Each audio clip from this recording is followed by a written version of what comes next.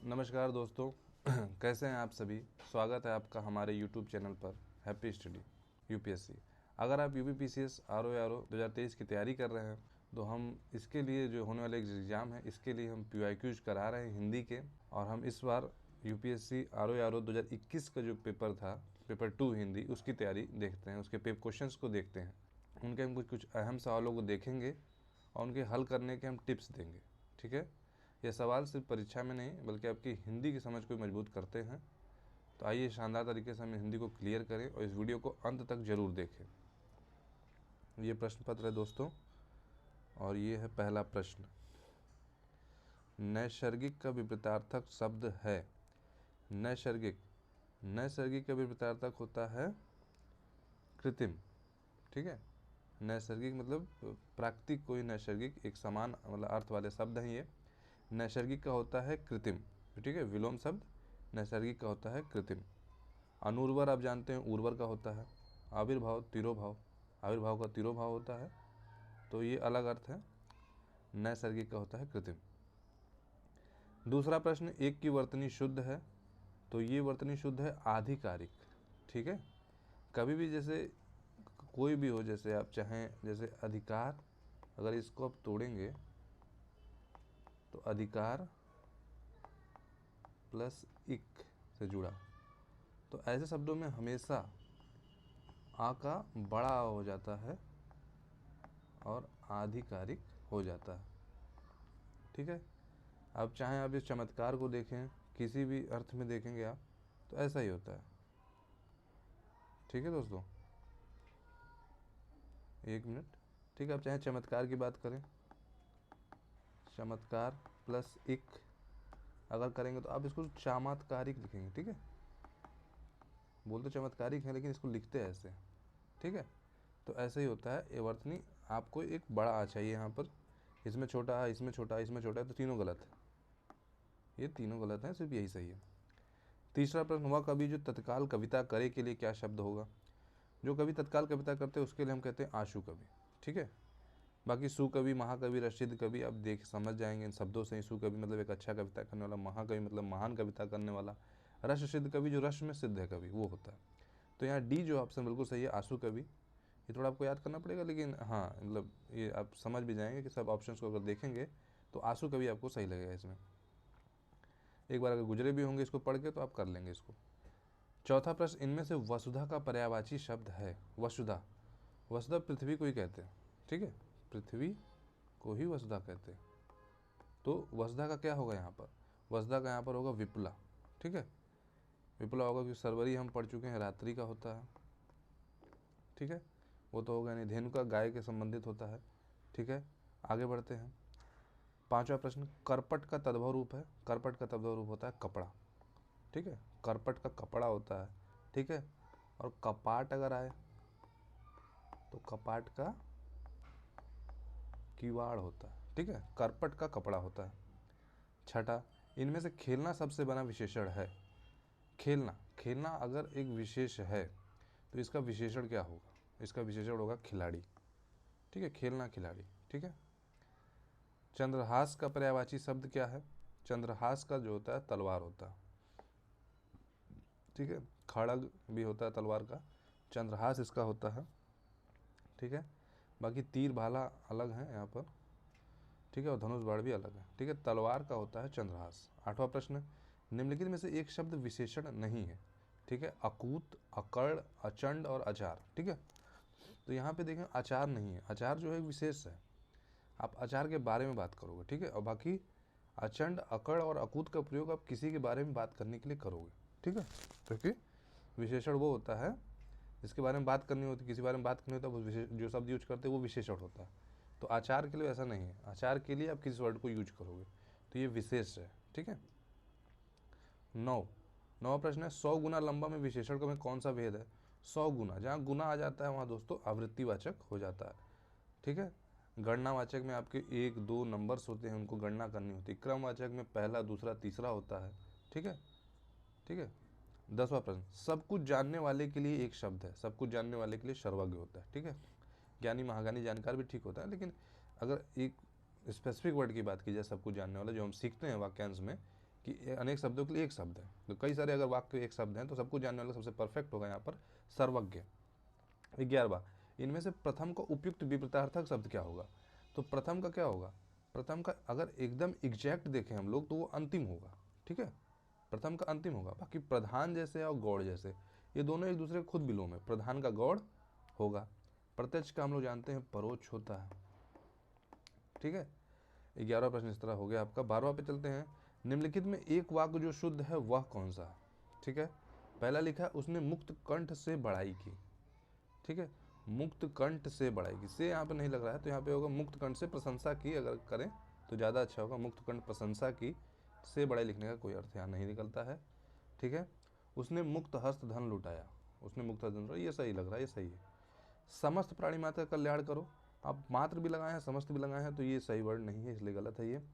आपकी आयु 40 वर्ष है, आपकी आयु नहीं बोलते दोस्तों, आयु की जगह आप अवस्था यूज करें तो ज़्यादा सही है, ठीक है। अवस्था आपकी जो है 40 वर्ष है, आयु नहीं बोलते हैं आप, ये गलत मतलब शब्दों का प्रयोग होगा, ठीक है। तो 12वें में आपका 20 सही है, उसने मुक्त हस्त धन लुटाया, ठीक है।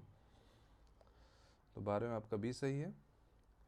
अब हम लोग देखते हैं थोड़ा सा आगे 13वां प्रश्न जो कहता है कि क्या उत्तराधिकार में अगर आपको कोई संपत्ति प्राप्त होती है तो उसको क्या कहते हैं? रिक्त कहते हैं दोस्तों उसको, ठीक है। उत्तराधिकार में प्राप्त संपत्ति को आप रिक्त कहते हैं।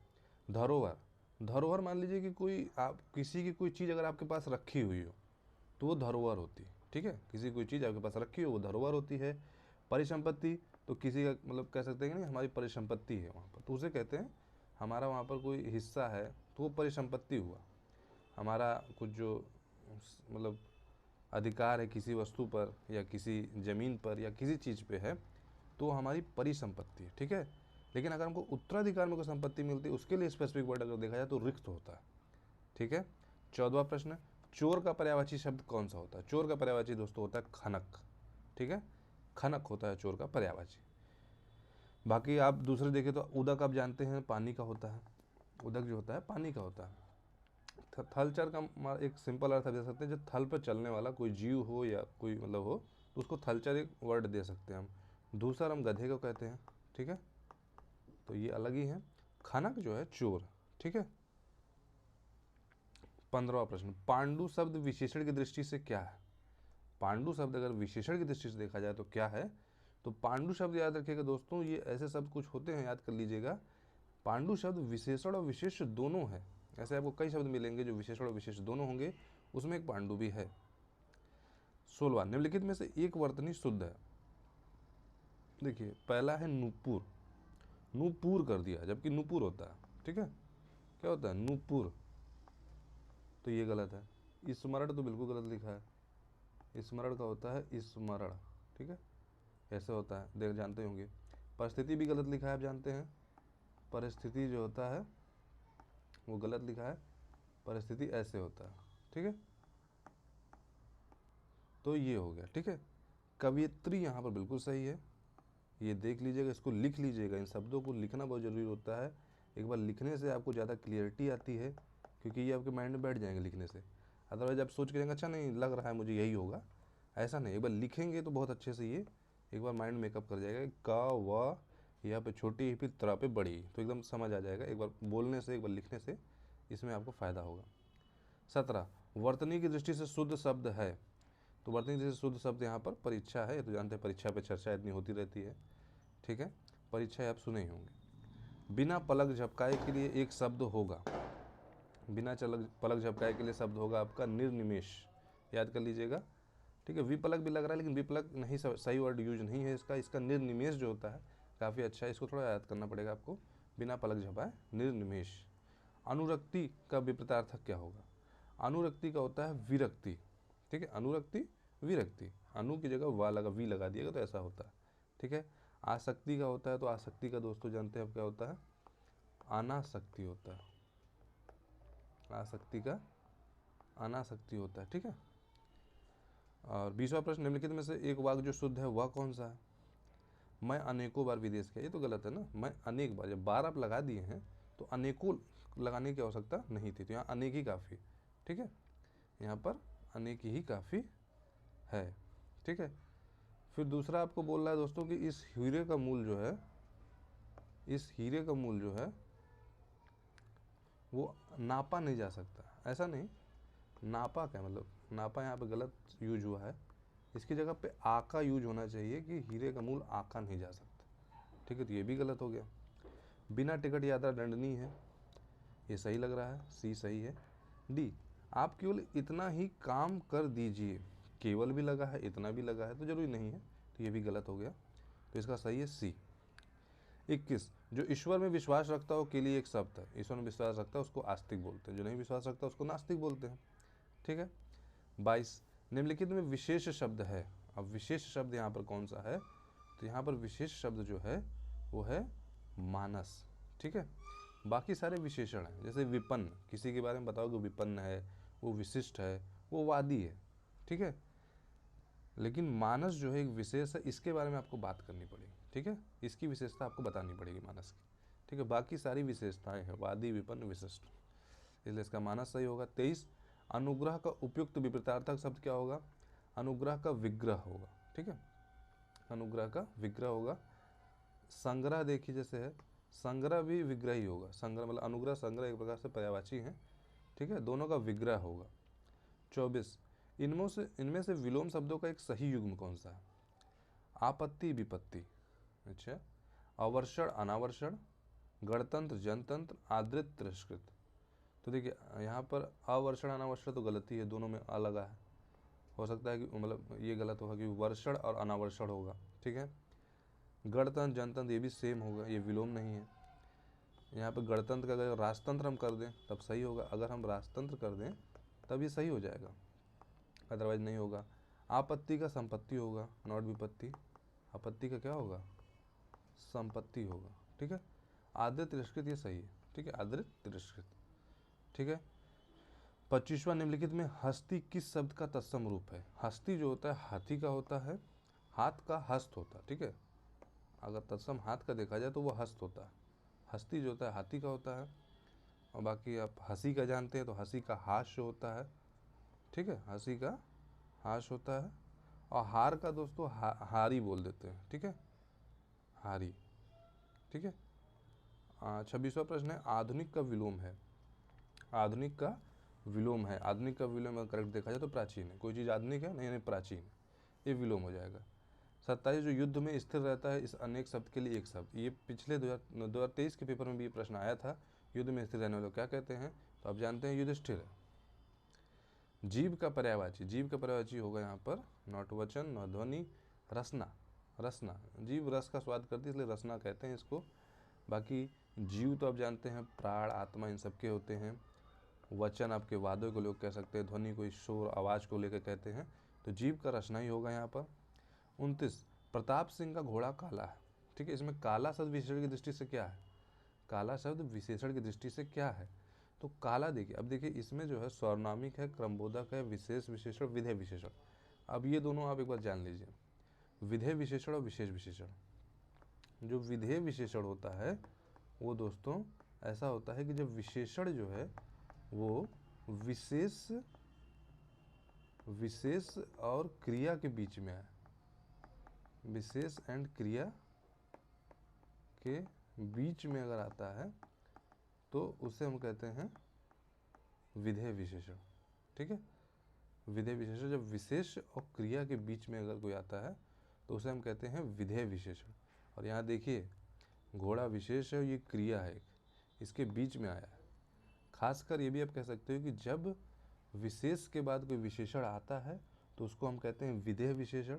अगर विशेष के पहले कोई विशेषण आ जाए, मान लीजिए घोड़ा के पहले लिखा होता है विशेषण इसका, तब हम उसको कहते हैं विशेष विशेषण। ठीक है, ये होगा विधेय विशेषण। ठीक है, जो कहीं ना कहीं पिछले हिस्से में ऐसा वाक्य के पिछले अर्थ में, पिछले शब्दों में आकर विशेष की विशेषता बताता है, उसको हम विधेय विशेषण कहते हैं। ठीक है, बाद में 30वां, प्रयागराज में 10वां व्यक्ति कोरोना पड़े थे। 10वां जानते हैं, पहला दूसरा तीसरा 10वां, ये सब आवृत्तिवाचक का शब्द है। ठीक है, तिमिर का पर्यायवाची है, तो तिमिर का होता है अंधकार। ठीक है, तिमिर का अंधकार होता है, बाकी रात्रि में अंधकार जरूर होता है लेकिन नहीं होता इसका, तिमिर का अंधकार होगा। प्रकाश शूर आप जानते ही होंगे, प्रकाश जैसे कि रोशनी उज्ज्वल उज्ज्वला ये सब कहते हैं, उज्ज्वल हुआ, इसको कहते हैं शूर। प्रभाकर, रवि, दिनकर, कई सारे इसके पर्यायवाची हैं। लेकिन तिमिर का अंधकार होता है। हुताशन पर्यायवाची है। हुताशन निर्धन का पर्यायवाची होता है दोस्तों, ठीक है। बाकी कोई अगणित, अखंड, अग्नि, इनका कोई अर्थ नहीं है। ऐसे हुताशन का एक बार कोई अग्नि सोच सकता है, लगता है वैसा, लेकिन ऐसा नहीं है। हुताशन आप याद कर लीजिए, हुताशन का निर्धन होता है, ठीक है। 33, निम्नलिखित में से किस शब्द की वर्तनी अशुद्ध है? देखिए पहला ही शब्द याज्ञवल्क लिख दिया, जबकि इसका होगा याज्ञवल्क, ठीक है, याज्ञवल्क, ठीक है, ये होता है। आप ये गलत लिखा है, ठीक है। हस्तक्षेप सही है, सदृश सही है, ग्रहणी सही है, याज्ञवल्क यहाँ पे ये गलत है, तो इसलिए पहला जो है इसकी वर्तनी अशुद्ध है, ठीक है। और चौथा का तत्सम शब्द क्या है? तो चौथा का है चतुर्थ होगा, ठीक है। बाकी चतुष्पद, चतुष्काठ, चतुष्क है सब में 4, लेकिन सबके अलग अलग अर्थ होते हैं। जैसे चतुष्पद 4 पावे वाला, चौपाया। चतुष्काठ, ठीक है, चतुष्काठ भी यहाँ पे 4 काठ, ठीक है, 4 काठ हो गया, ठीक है, चतुष्क हो गया, ठीक है। तो इस तरह से चौथा का जो करेक्ट है वो चतुर्थ है, ठीक है। घोड़ा का उपयुक्त तत्सम शब्द है, तो घोड़ा का उपयुक्त अगर देखा जाए तो घोटक जैसा शब्द नहीं, एकदम संस्कृत का शब्द लग रहा है। तत्सम शब्द घोटक, घोड़ा, ठीक है। अश्व, तुरंगबाजी इसी के पर्यायवाची हैं, लेकिन घोटक एकदम उपयुक्त तत्सम शब्द है यहाँ पर। 36, आवर्तक का विपरीतार्थक क्या है? आवर्तक का अनावर्तक, ठीक है, ये तो ऑप्शन में दिख ही रहा, आवर्तक, अनावर्तक। 37, जो किसी विषय का ज्ञाता हो, जो किसी विषय का ज्ञाता हो उसको विशेषज्ञ कहते हैं। हम नहीं बुलाते हैं कि इकोनॉमिक्स के विशेषज्ञ हैं, ये हमारे पॉलिटिकल साइंस के विशेषज्ञ हैं, ठीक है। तो वैसे किसी विषय का ज्ञाता होना विशेषज्ञ होता है। 38, बिजली का पर्याय है। बिजली का पर्याय होता है दामिनी, बिजली का पर्याय होता है दामिनी। सरवरी रात्रि का होता है, रमणी नारी का होता है, ठीक है, नारी या महिला का ये होता है, तनया पुत्री का होता है, ठीक है। और सरवरी किसका होता है? रात्रि का होता है, ठीक है। दामिनी आपका बिजली का होता है, दामिनी आपका बिजली का हो गया। अब आगे बढ़ते हैं दोस्तों और देखते हैं 39 नंबर प्रश्न। अपर्णा शब्द का पर्यायवाची है। जो अपर्णा शब्द का पर्यायवाची है वो है पार्वती, ठीक है। याद कर लीजिएगा, थोड़ा सा याद करना पड़ेगा। पार्वती के पर्यायवाची अगर याद करेंगे, ठीक है, तो वो अपर्णा है, ठीक है। औरत, आराधना, दिवांगना यहाँ नहीं है। निम्नलिखित विकल्पों में से चंचरीक शब्द, चंचरीक जो होता है वो भ्रमर का होता है, ठीक है। भ्रमर के होते हैं चंचरीक, द्विरेफ, ठीक है, मधुप भी कहते हैं भ्रमर को, ठीक है। चंचरीक जो होता है वो भ्रमर का पर्यायवाची होता है। गोधूम का तद्भव, गोधूम का तद्भव क्या है? गोधूम का तद्भव दोस्तों है गेहूं, ठीक है। गोधूम, गेहूं। गोत जैसे है, गोत अगर तद्भव शब्द है तो इसका क्या होगा? गोत्र, गोत्र का गोत होता है। गोद की बात करें, गोद जो होता है वो क्रोड का होता है, ठीक है। संस्कृत में क्रोड यूज किया जाता है जिसके लिए हम गोद यूज करते हैं, ठीक है। और गो होता है, ठीक है। गोद, गोद हो गया, गो हो गया, नहीं तीनों नहीं है। गेहूं का जो होता है वो गोधूम होता है, ठीक है। 42, कोई आदमी आया है वाक्य में प्रयुक्त विशेषण है। कोई आदमी आया, हमें नहीं पता कौन है, कोई आया है, तो कोई के लिए यहाँ पर क्या होगा? निश्चयवाचक ना होकर अनिश्चयवाचक होगा। प्रश्नवाचक तो है ही नहीं, संबंधवाचक नहीं है क्योंकि संबंध कोई दिख ही नहीं रहा, तो ये अनिश्चयवाचक है। गौरव का विपरीतार्थक, कोई गौरवमान है तो कोई लाघवमान होगा, मतलब उसके उतना गौरव नहीं, तो गौरव का विपरीत क्या होगा? लाघव, ठीक है। 44, अमृत का विलोम है, तो अमृत का विलोम क्या होता है?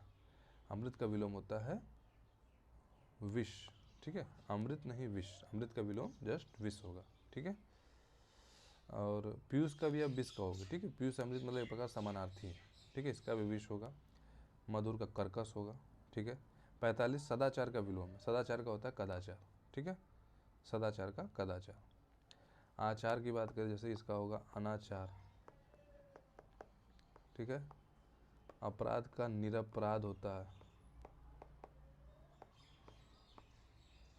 अन्याय, न्याय का होता है विलोम, ठीक है। निम्नलिखित में से तद्भव शब्द है, इसमें तद्भव शब्द जानते हैं क्या? गयंत, गयंत जो है वो गजेंद्र का तद्भव शब्द है। गजेंद्र मतलब हाथी, ठीक है, तो उसका तद्भव शब्द है गयंत। बाकी वानर जो है तत्सम है, जिसका बंदर होगा, वानर का क्या होगा? बंदर, ठीक है। अंगना का आंगन होगा, ठीक है, ठीक है। और ये भी तत्सम शब्द है, अंगी भी, ठीक है। 47 जो तोला जा सके के लिए शब्द क्या है? तोला जा सके के लिए आप कहोगे परिमेय, ठीक है, परिमेय। और परिमेय मतलब जिसको तोला ना जा सके, अनुमेय जिसके बारे में अनुमान किया जाए, और विनिमय मतलब जब हम विनिमय करते हैं किसी चीज़ को खरीदने के लिए कोई चीज़ देना, ये सब विनिमय होता है, ठीक है। आदान प्रदान के लिए जिस चीज़ का हम प्रयोग करते हैं, जिस विधि का प्रयोग करते हैं, उसको विनिमय कहते हैं। कम बोलने वाला जो होता है उसको हम क्या बोलते हैं? मितभाषी है, ठीक है, बहुत नहीं बोलता, बहुभाषी नहीं है वो, मितभाषी, कम बोलता है, ठीक है। मृदुभाषी जो बहुत मीठा बोलता है, ठीक है। निम्नलिखित में तद्भव शब्द चुनिए। बलवान, चमचा, बांझ, आसमान, ठीक है। तो इसमें जो है तद्भव बांझ है, ठीक है। बांझ बंध्या का होता है, ठीक है। बंध्या इसका तत्सम होता है और इसका तद्भव होता है बांझ, ठीक है। बाकी सब आपके जो हैं वो तत्सम शब्द हैं, बलवान, चमचा, आसमान। जिसकी आशा ना की गई हो, जिसकी आशा ना की गई हो वो होता है अप्रत्याशित, ठीक है। आशातीत होता है कि आशा से परे, आशा से अगर परे है तो हम उसके लिए यूज करते हैं आशातीत।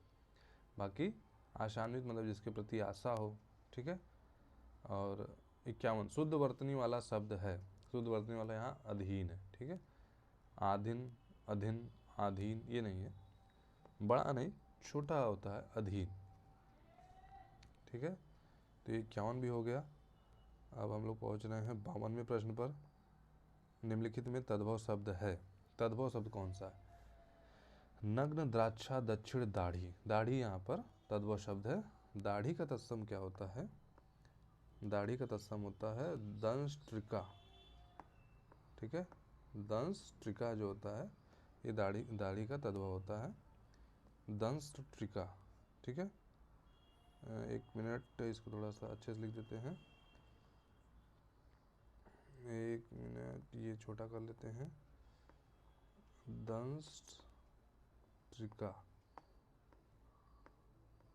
ठीक है। दंष्ट्रिका जो है दाढ़ी का होता है। निम्नलिखित शब्दों में से तत्सम शब्द, बाकी सारे तत्सम है, ठीक है। नग्न, द्राक्षा और दक्षिण ये तत्सम है। 53 निम्नलिखित शब्दों में से तत्सम शब्द है जोगी, जमाई, जोबन, यौवन, ठीक है। तो यौवन जो है वो तत्सम है, बाकी यौवन का जोबन तद्भव होगा। जोगी जो होता है योगी का होता है, ठीक है।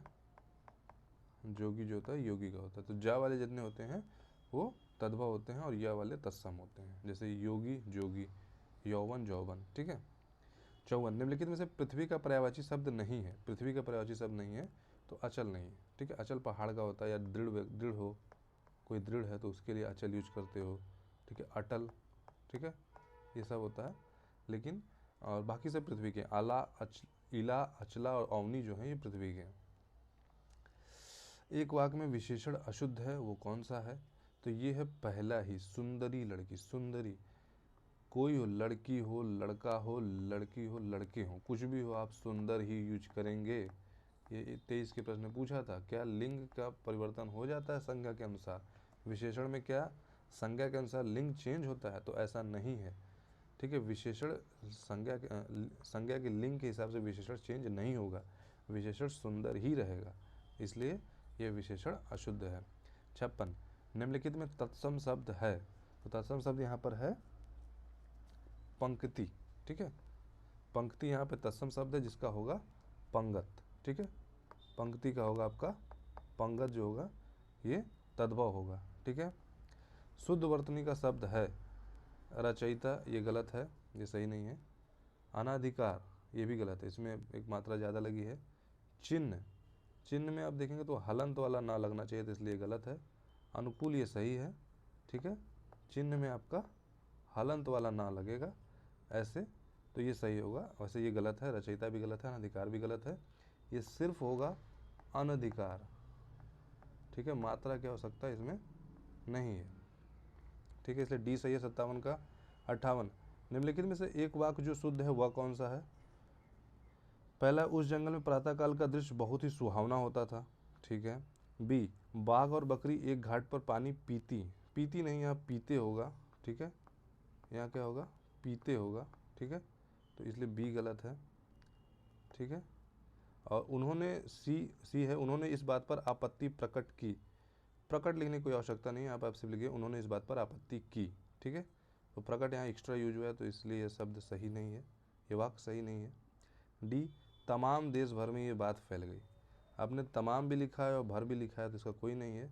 आप सीधे यूज कीजिए कि तमाम देश में बात फैल गई, संपूर्ण देश में बात फैल गई, तो ये भी गलत हो जाता है। डी सिर्फ पहला यहाँ सही है कि उस जंगल में प्रातःकाल का दृश्य बहुत ही सुहावना होता था।